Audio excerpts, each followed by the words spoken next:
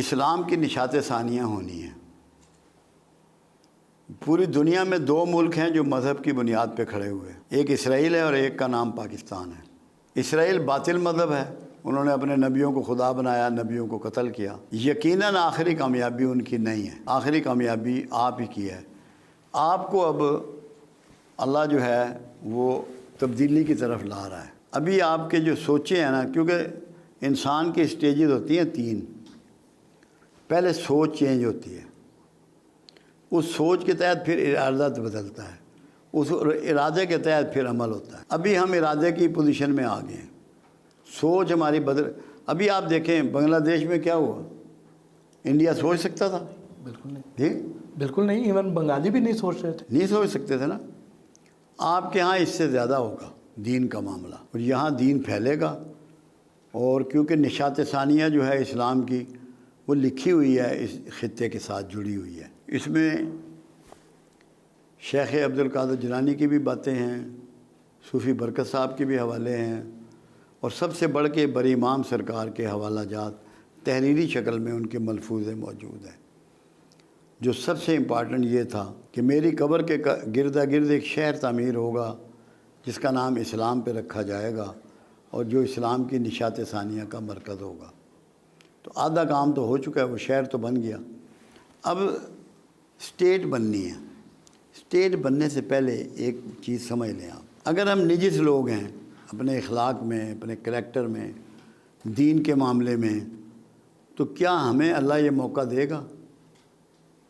تو اس کا مطلب یہ ہے کہ لوگوں میں تبدیلی آنی ہے، گروپنگ ساری ختم ہوگی، ایک سوچ پہ لوگ آئیں گے، مسلک جو ہے بیک گراؤنڈ میں جائیں گے، ایک سوچ پہ لوگ آئیں گے، اور جو ایسے لوگ ہیں جن میں تبدیلی نہیں ہے یا جو تبدیل نہیں ہونا چاہتے، ان کو اللہ ایلیمینیٹ کرے گا۔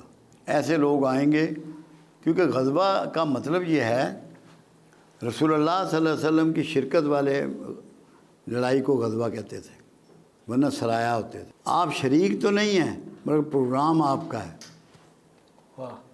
اب قرآن کہتا ہے کہ آخری فتح اسلام کی ہوگی اور دنیا میں اسلام پھیلے گا۔ مرکز اس کا جو ہے وہ 3 ملک ہیں، جو میں نے اپنے اس میں پوائنٹ میں لکھا ہوا تھا، پاکستان، خراسان میں سارا افغانستان بھی آتا ہے، اور ترکستان۔ 3 ملک اس میں پورا حصہ لیں گے اور فتح یاب ہوں گے۔ اسرائیل کے نابود ہونے کا، بنو اسرائیل کے وقت قریب ہے۔ کہ سب سے پہلے یہ ہے کہ رسول اللہ صلی اللہ علیہ وسلم کا ایک فرمان مبارک ہے کہ سب سے بہتر زمانہ میرا، اس سے کم بہتر میرے اصحاب کا، اس سے کم بہتر تابعین کا، اس سے کم بہتر تبع تابعین کا، اس سے کم بہتر تبع تابعین کا۔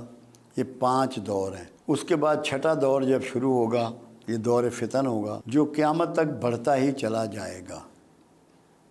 دور فتن میں چلنے والے سے کھڑا ہوا، کھڑے ہوئے سے بیٹھا ہوا، بیٹھے ہوئے سے اپنے گھر میں دروازہ اندر سے بند کر لے، وہ محفوظ ہے۔ مگر دور فتن کی جو آپ نے تفصیلات بیان فرمائی ہیں، احادیث ہیں، ساری ترتیب ہے، مسلم میں ہے، بخاری میں ہے، بلکہ احادیث کا کوئی مجموعہ ایسا نہیں جس میں ان کا ذکر نہ ہو۔ خاص کر اولیاء مقبول جان نے ابھی ایک کتاب تھی حماد بن نعیم کی، وہ چھپوائی، وہ ہے دور فتن پہ، اس میں بھی یہ سارے ذکر موجود ہیں، جس کے مطابق جو میری فیلنگ ہے یا جو میں محسوس کر رہا ہوں، میرے ذہن میں ایک ترتیب اس کی بلٹ ہوئی ہے۔ کہاں سچ ہوتی ہے کہاں نہیں ہوتی، یہ تو مالک کا کام ہے، اپنا ارادہ بدل دے، اپنا پروگرام بدل دے، وہ تو مالک ہے۔ پہلے نمبر پہ جو اب واقعہ آپ دیکھیں گے وہ ہوگا ہر مجدون کی جنگ، جس کو آر میگا ڈاؤن کہتے ہیں، جو ابھی فلسطین میں ہو رہا ہے، یہ بڑھے گی۔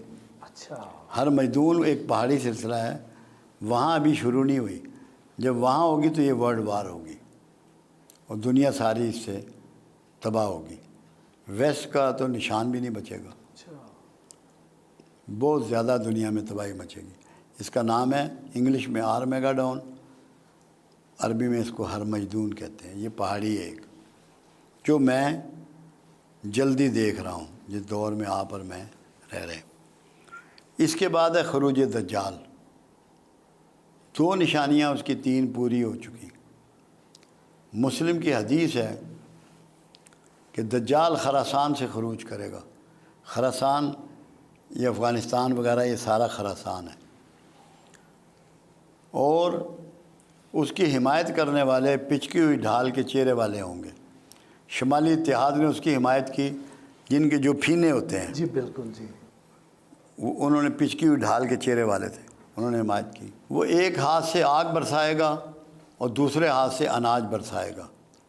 کیا اس کے جہاز نے، وہ ایک ہی جہاز نے بم بھی گرائے اور ایک ہی جہاز نے آٹا اور گندم بھی گرائی. جی گرائی. اور وہ فتح یاب ہوگا. پھر ایک اور علامت بتائی، وہ حیرانگی ہوتی ہے کہ 70,000 اصفہانی یہودی کالی ریشمی چادریں اوڑھنے والے دجال کے ساتھ خروج کریں گے. اصفہان میں سب سے زیادہ آبادی جیوز کی ہے، ان کی پارلیمنٹ کے ممبر بھی ہیں اور کالی ریشمی چادریں اوڑھتے ہیں. جی بالکل. لیکن میں آپ کو بتا رہا ہوں تاکہ اب یہ ہے خروج دجال کا زمانہ. جتنی نشانیاں ہیں نا، ابھی یہ سکے ختم ہو جائیں گے بالکل. یہ نوٹ کارڈ، کریڈٹ کارڈ چلے گا، تاکہ ایک آدمی آپ کے سارا فائنانس کو ایک لمحے میں روک لے. ایسے ہی. آپ کی زندگی کو ایسا کر دیا جائے گا کہ ایک آدمی آپ پہ رول کرے پوری دنیا میں، چاہے کرنسی ہو، چاہے موبائل ہو، چاہے کھانا پینا ہو، کچھ بھی ہو. یہ اب خروج دجال کا زمانہ آ پہنچا ہے.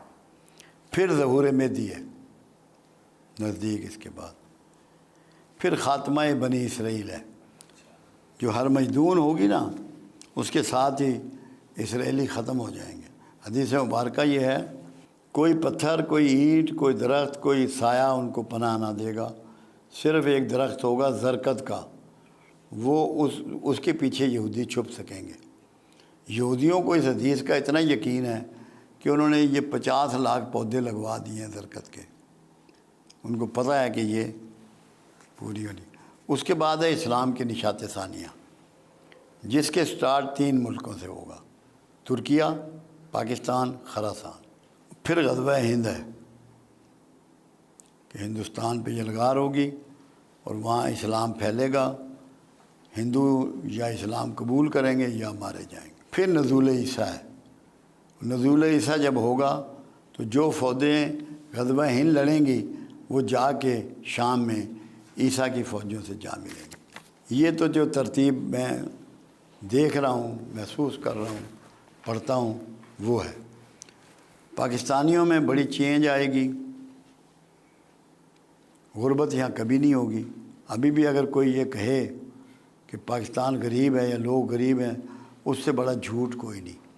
کیونکہ میں 1964 سے فگر نکالتا ہوں، جو کچھ ایک عام شہری کے پاس، ایک پاکستانی کے پاس سامان و دیگر سہولتیں 64 میں تھی، اس سے 4 گنا سے 6 گنا ہیں اس کے پاس. جی بالکل ہے. صرف ہم ناشکرے ہو گئے ہیں. ہر وقت اللہ کے موسم کا، اللہ کے پھلوں کا، سبزیوں کا، گوشت کا، دودھ کا، انڈے کا حکمرانوں کا شکوہ کرتے ہیں. یہ نہیں سوچتے اب جیسے حکمران ہی ہیں، ہم یہ سمجھ رہے ہیں کہ یہ خود آ گئے یا ان کو فلاں ووٹوں نے بنا دیا. قرآن تو یہ نہیں کہتا.